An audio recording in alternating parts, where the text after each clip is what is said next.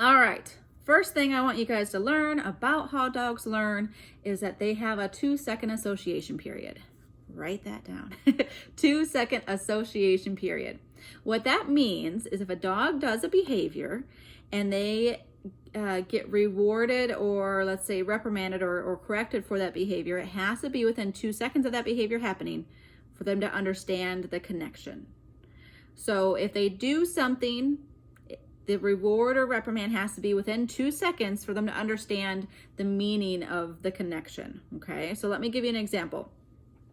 Dog goes pee in the house, or chews on something. You come to the room and you find something destroyed, or you find a pee spot. You don't see your dog, you don't catch them in the act of doing it. It's who knows how long it's been there like that or chewed up.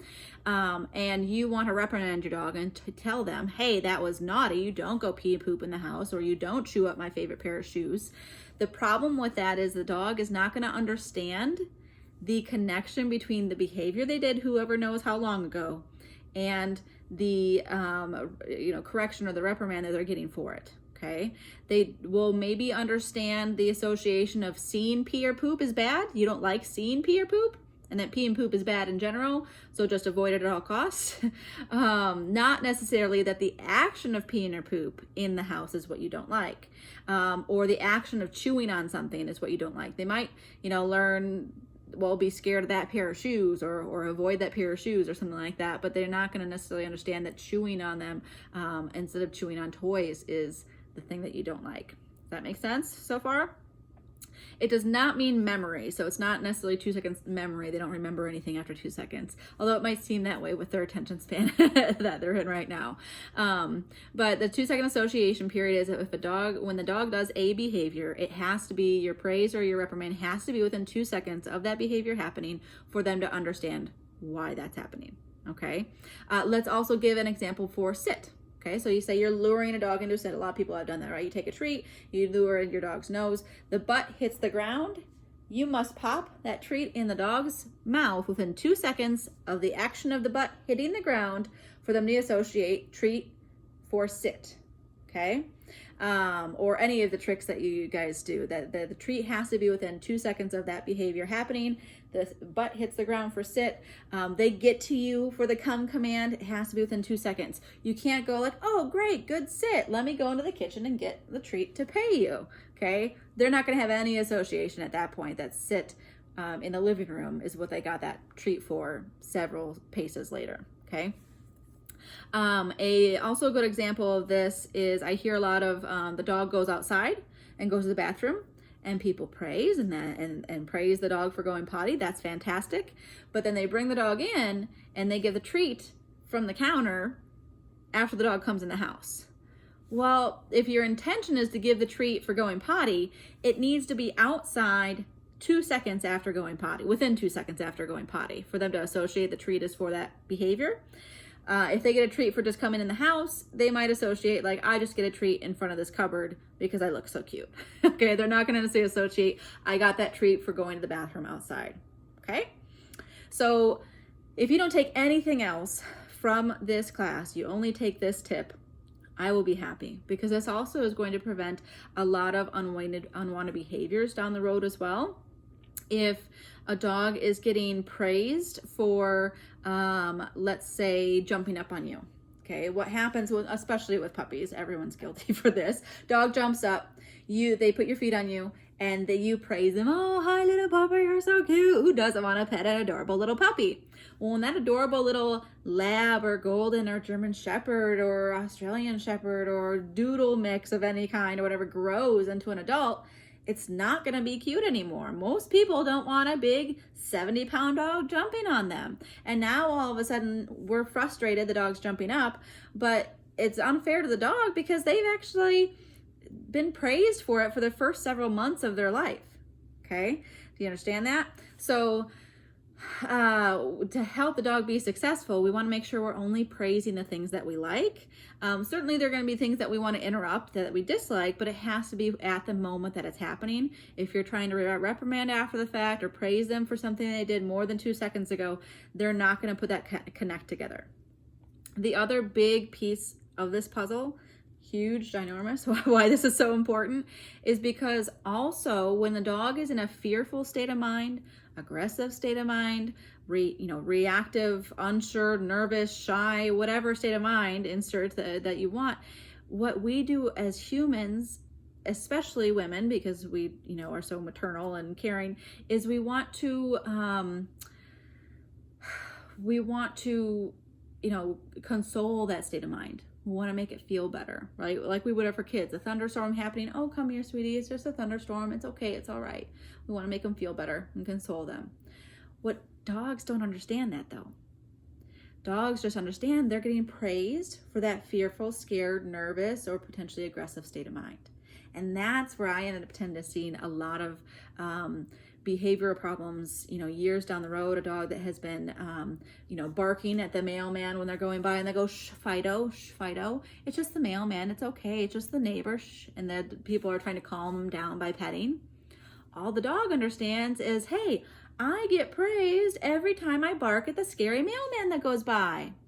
Or let's say the dogs that go after the vacuum, they hate the vacuum cleaner, try to bite the vacuum.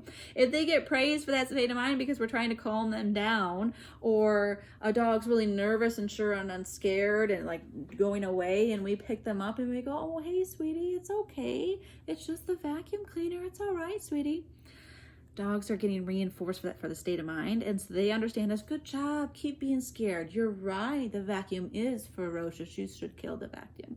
I totally agree with you. Okay, so that's really important. If you want a healthy, well-balanced, stable dog, confident dog, we really, really need to be careful about when we're applying our affection and our praise.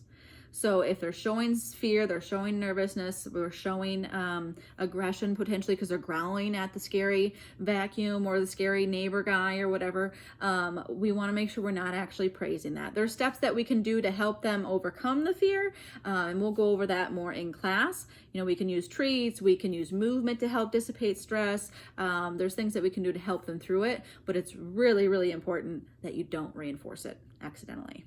Okay, I see, any kind of aggression or fear biting cases that have come to me. Dog is suddenly biting, either people or, they're reacting more as people are going by their front house and all of that. It's because they've accidentally been reinforced for their fear for years.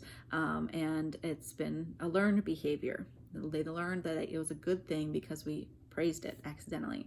So keep that in mind. That's the, sorry, something came up on my phone I had to get rid of. That's the main key of how dogs learn, is learn that 2-second association period and ask yourself, is this a good time to praise my dog? They, maybe they come running up to you. We want to praise the good stuff. So they come running up to you. You just got home. They come running up to you. And instead of jumping up, they stay on all fours and just wiggle and say hi. Or even better yet, they put their butt on the ground before you go to pet them. Praise them, praise them, praise them. That's fantastic. But if they go to jump on you, we're going to interrupt it, which I'm going to go over next about body language. We're going to interrupt it by maybe stepping into them and wait to praise them until all 4 feet on the ground. Then we can do our greeting and say hi. Does that make sense? Okay, I think that covers 2-second association period. Next piece of the puzzle is body language. And we're gonna actually go over this in our first class. We're actually gonna get a chance to walk around and practice this with our dogs, assuming weather is decent outside. So I'll just briefly go over this quick with body language. And you can also read through this in your puppy manual. All of this will be in there as well.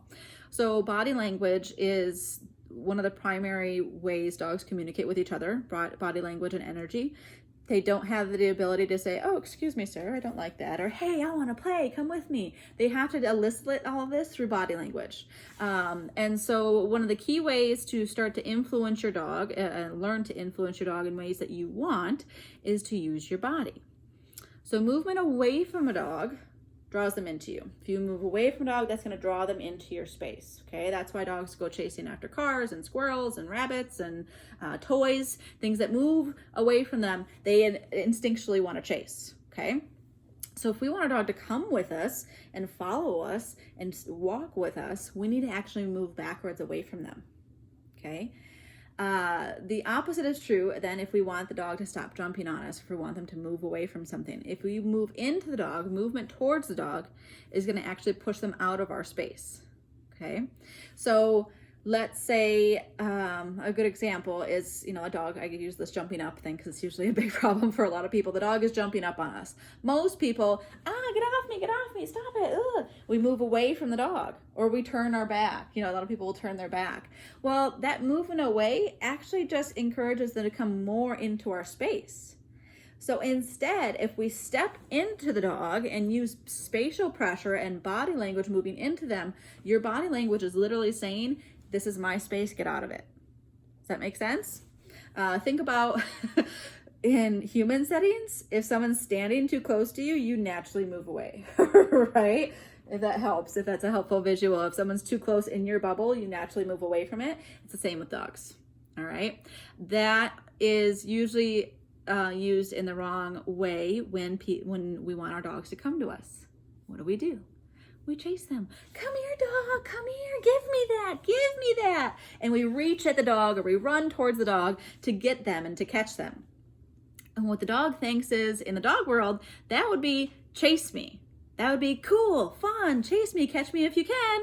And the dog's gonna go running around your house with the sock or the remote or the things that they're not supposed to have, or just continue running away from you outside because they think you're playing a game. And they think that movement towards them, they should move away from it, okay? So use your body language, move into them to push them out of your space or push them out of the space of the kitchen or threshold. I use this a lot at doorways. We're gonna talk about that in week 2. Movement towards the dog is gonna push them back. Movement away from the dog draws them into you. You want the dog to come into your space, move away from them to draw them into your space, okay? So those are the 2 key pieces of how dogs learn: the 2-second association period and the body language, using your movement to encourage behavior that you want from your dog. So in the next videos, we're going to be going over housebreaking. I'm probably gonna have to break it up into 2 parts because it's a lot. So make sure you watch both videos, and watch this one. Well, I gotta say this. I was gonna watch this one first because it's gonna make more sense when we talk about housebreaking, but that doesn't help when I say it at the end of the video.